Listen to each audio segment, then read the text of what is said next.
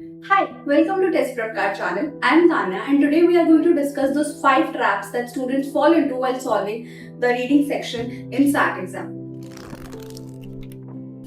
So the first context is misleading context, and it mostly happens when you're reading a poem because sometimes students don't understand what the exact meaning of the poem and if the options which are given are right or wrong. So first I want you guys to do is to read this poem. Pause this video, read this poem, choose your correct answer, and then we'll discuss about this.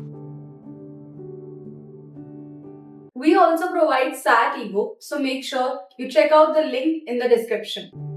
Okay, so now you have read it, right? You know this poem is talking about flowers and nourishment and everything else.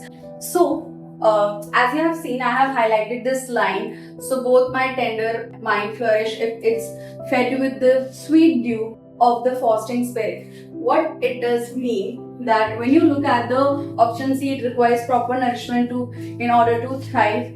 That's the correct answer, because if you read all other options, it will be related to the flower the poet is talking about, but it is not the correct option because in this whole para, the author has talked about flourish, nourish, fasting, rain. So all these things will, combine together and will help you to understand that the option C is correct.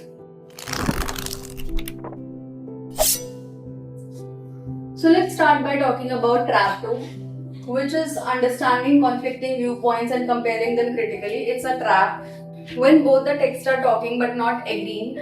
So basically, I will give you 5 seconds to pause this video and read both the paras, and then I will give you the question and the options, and then you will choose your correct answer, and then you can actually see. In this video, I am not telling you to just stay and listen to me. Engage with me, read the paragraph, read the options, and then move forward. Then only you can understand. That's why I'm not reading, because it could be very boring to you. So I'm going to step aside and make sure you read it. Pause this video, read it.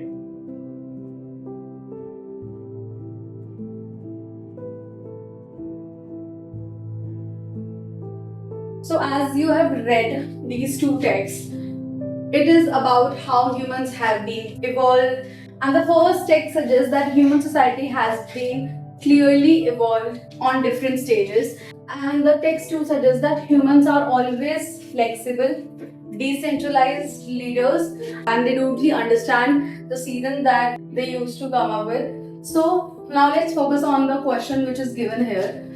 So why I have chosen this option as the correct option. So if you read all the 4 options, by condescending the importance of hierarchy system but asserting the greater significance of decentralized collective society.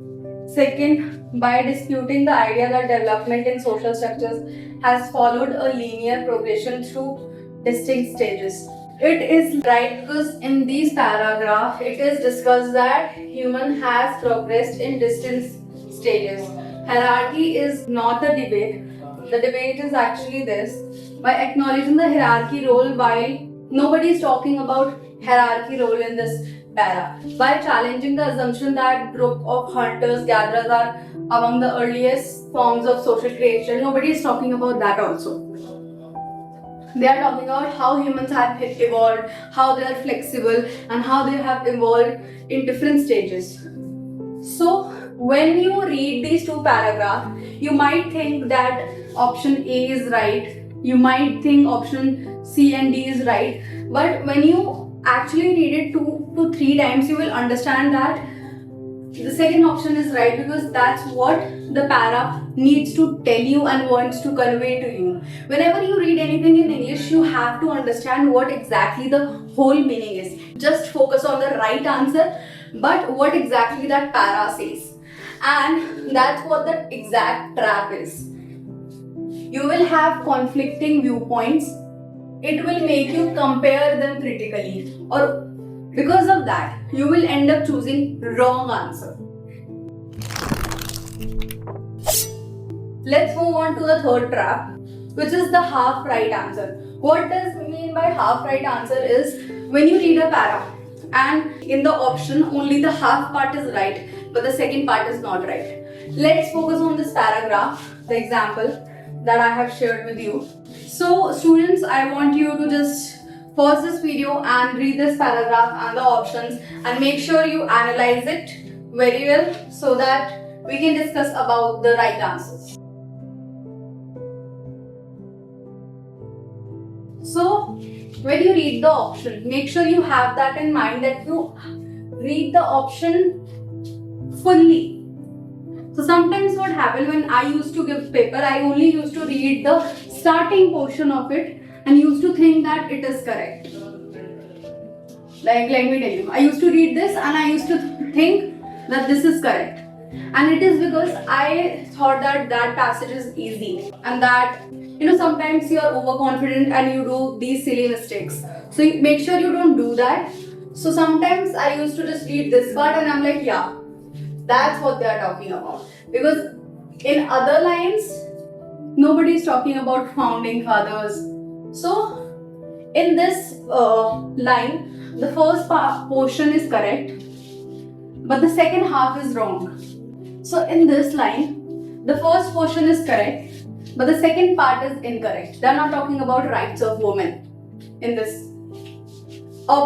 Option B is right, to emphasize that women are included in the constitution definition of the people. To explain how laws are passed and enforced in US.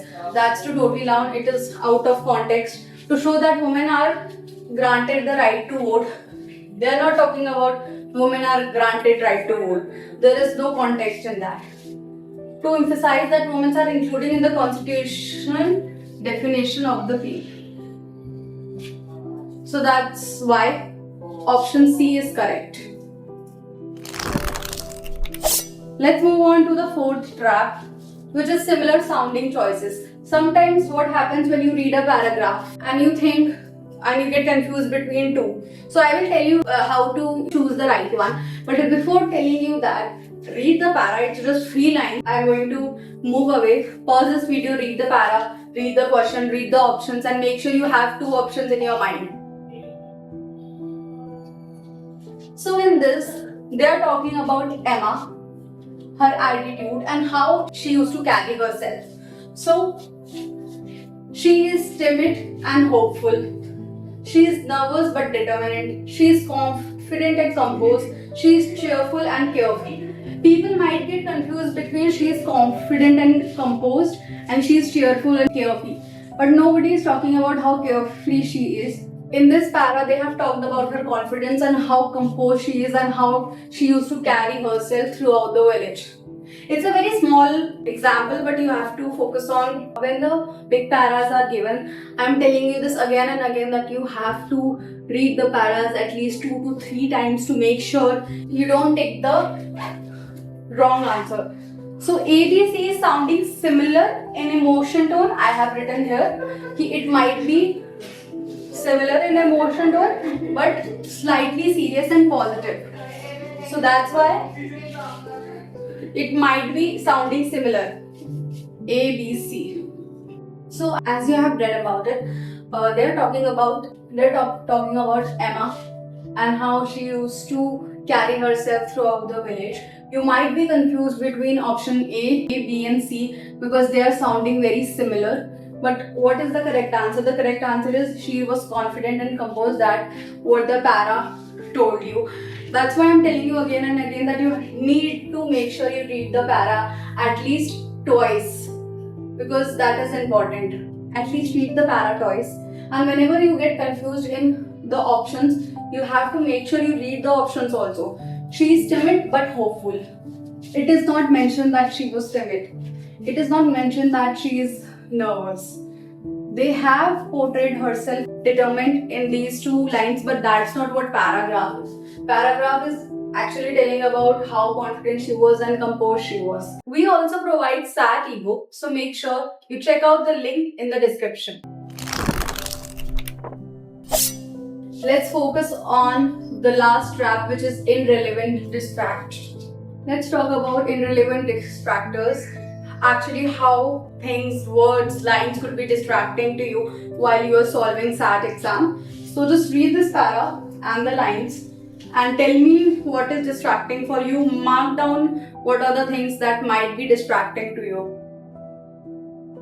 Now, as you have read, they're asking about the main idea of the passage, right?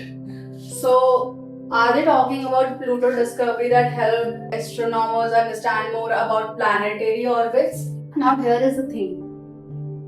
The option A might be distracting to you because it does help astronomers to understand the planetary orbits.